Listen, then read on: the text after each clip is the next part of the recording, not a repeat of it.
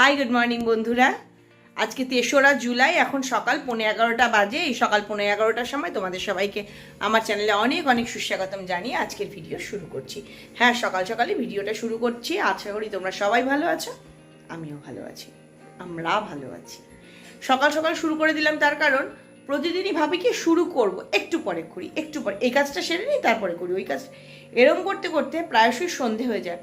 সন্ধেবেলা মনে হয় সন্ধেবেলা আর কি ভিডিও শেয়ার করব, কি করব, কিছুই তো করার নেই, খালি বকবক করব, এই করে করে আমার ভিডিও দেওয়াই হয় না তোমাদেরকে। তাই আজকে ভাবলাম যে না, সকালবেলায় ভিডিওটা শুরু করি। এখন একটা ভিডিও এডিট করলাম, আপলোডে দেখি কখন বসাতে পারি। সেলাই করতে করতে আর ভিডিও এডিট করতে করতে মনেই নেই যে কেটকে খেতে দিতে হবে। ব্রেড কোনটা যে হোয়াইট আর কোনটা যে ব্রাউন, এটা হোয়াইট।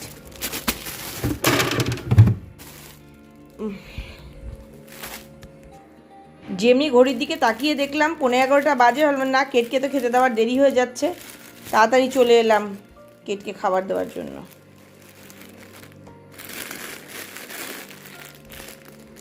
রোজ সকালেই ব্রেড খায়, আর এর আগে গত বুধবারেও যেটা করেছি এই বুধবারেও সেটাই হতো, যদি আমি এখন ভিডিও এডিট করতে না বসতাম। গত বুধবারে দেখবেই ভিডিওতে যে আমি গত বুধবারে সকালে কেটের জন্য ভাত বানাতে ভুলে গেছি, রাত্রে কেটের জন্য ভাত বানাতে ভুলে গেছি, দুবেলায় ও রুটি খেয়েছে।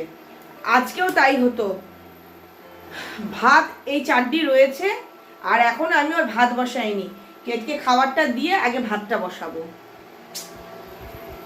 তাওয়াটা আবার ভেজা।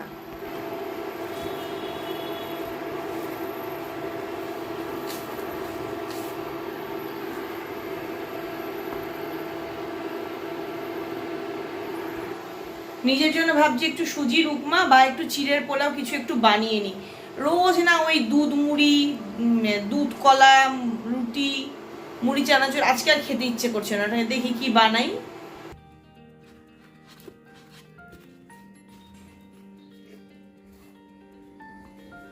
গরম, একটু ঠান্ডা হলে দিতে হবে। একবার ভাবছি চিড়ের পোলাও বানাই, একবার ভাবছি সুজির উপমা বানাই।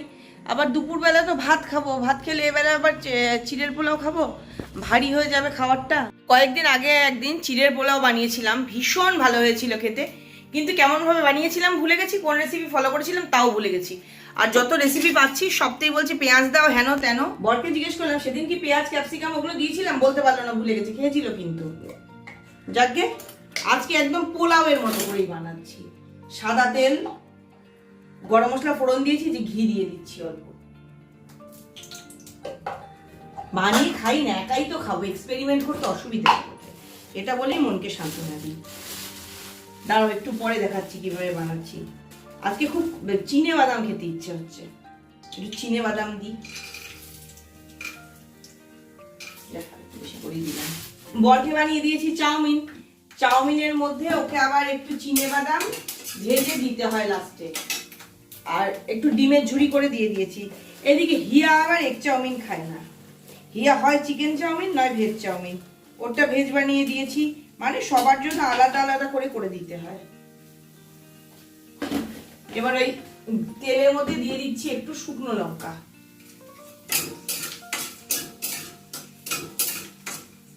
চিনেবাদামটা ভাজা হয়ে গেছে। এবার দিয়ে দিচ্ছি কয়েকটা কাজু বাদাম, কারণ কাজু বাদামটা বেশি ভাজি না, আমি ভালো লাগে না, একটু হালকা হালকা ভাজাই ভালো লাগে।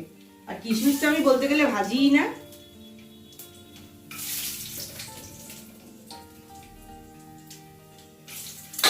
কিশমিশগুলো সব তলায় চলে গেছে।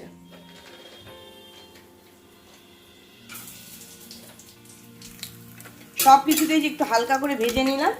এবার ধুয়ে জল ঝরিয়ে নেওয়া চিড়েটা দিয়ে দিলাম অল্প করে চিনি আর নুন। এবার মিশিয়ে দিচ্ছি।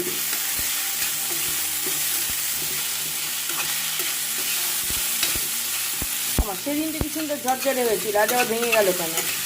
চিড়েটা মানে বেশি ভেজানো হয়ে গেছে, 2 মিনিট মতো ভিজিয়ে রেখেছিলাম, তাহলে নুনিয়া চিড়ে তো ভেজানোর দরকার নেই। এ বাবা, এই তো 2 থেকে 3 মিনিটে রেডি। কেটের জন্য ভাতটা মনে করে বসিয়ে দিলাম তাড়াতাড়ি করে। আর এই যে আমার জন্য ব্রেকফাস্ট নিয়ে নিয়েছি, চিড়ের পোলাও, একদম সত্যি সত্যি পোলাও। বাকিগুলো রেসিপি দেখে আমার মনে হয় কি ওগুলো চিড়ের পোলাও না, চিড়ের উপমা। ঘি দিল না, কিছু দিল না, কালো যে কি কারি পাতা সর্ষে ফোড়ন দিয়ে, ওটা উপমা আমার মনে হয়। কেউ বলতে পারে ওটাই রেসিপি, আমার ওটাকে রেসিপি বলে মনে হলো না, তাই আমি এরকম বানালাম। হ্যাঁ, পেঁয়াজটা দেওয়া যেতে পারে, পরে সেদিন যে কীভাবে বানিয়েছিলাম ভুলে গেছি।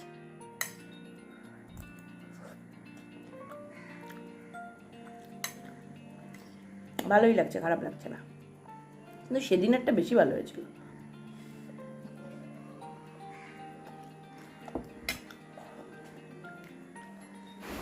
High, good evening.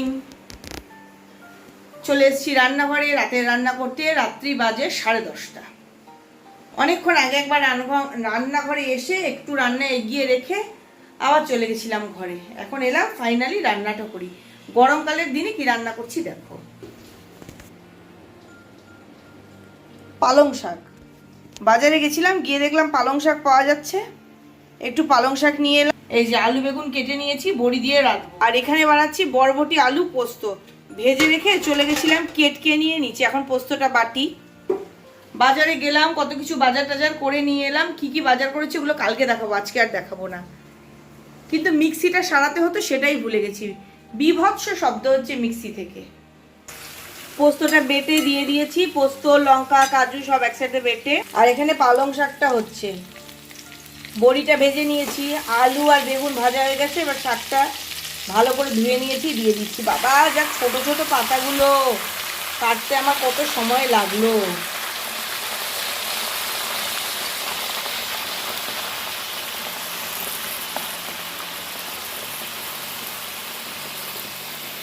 বড়ি কটাকেও একবারে দিয়ে দিই, চাপা দিয়ে রাখলাম, ঢাকা দিয়ে গ্যাসটা কমিয়ে দিলাম। আর আমার মিক্সির যে কি গড়বড় হয়েছে দেখাচ্ছি।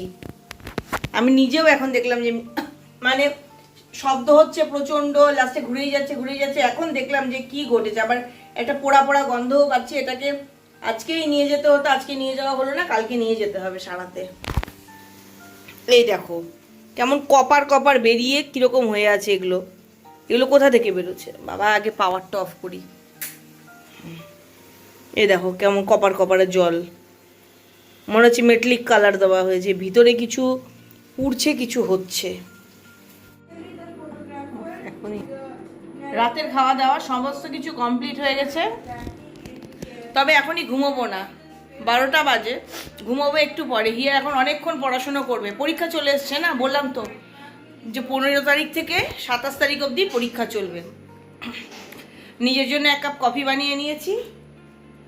আর রান্না তো করলাম, দেখালাম যে পালং শাক আলু বরবটি পোস্ত ওগুলো রাখছিলাম।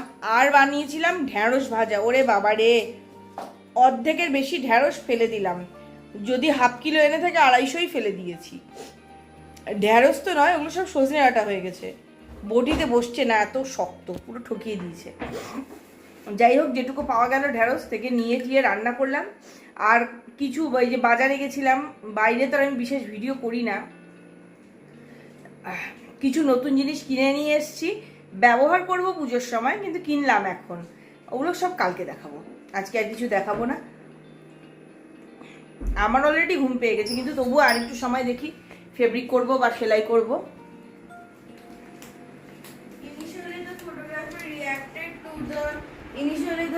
এই যে দুটো বিছানা চাদর শুরু করেছি, একটা পার্পল কালার আর একটা রেড। এই যে কি যে দিকদারি, এত গাঢ় রং।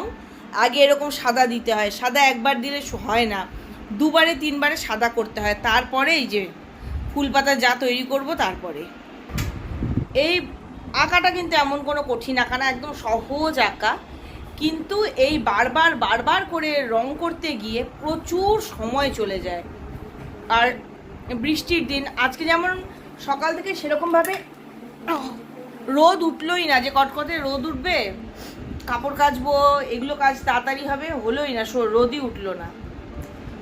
আরেকটা জিনিস দেখাই, কি আজকে কি কিনে এনেছি সেগুলো তো কালকে দেখাবো। আলোটা দাও না একটু, আলোটা।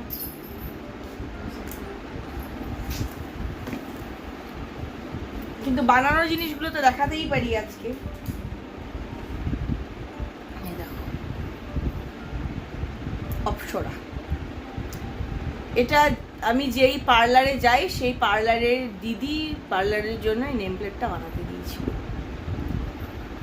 বানানো হয়ে গেছে। এই পার্লারে গিয়ে আমি কোনোদিন তোমাদেরকে ভিডিও দেখাতে পারি না বা পারবও না, কারণ ওটা একটা পার্লার কাম ইনস্টিটিউট, তাই ওটার ভিডিও করতে দেয় না। আর বানিয়েছি এটা আফ্রিকান লেডি। এই ট্রেটা তোমাদেরকে দেখিয়েছিলাম, হস্তশিল্প মেলা থেকে কেনা হয়েছিল। সেটার উপরে মোল্ডিড দিয়ে করেছি ফিগারটা, আর বাকিটা তো আঁকা। কেমন হয়েছে তোমরা জানিও। আমার তো এটা ভীষণ পছন্দ হয়েছে, নিজে করা তো আমার এটাও খুব পছন্দ হয়েছে।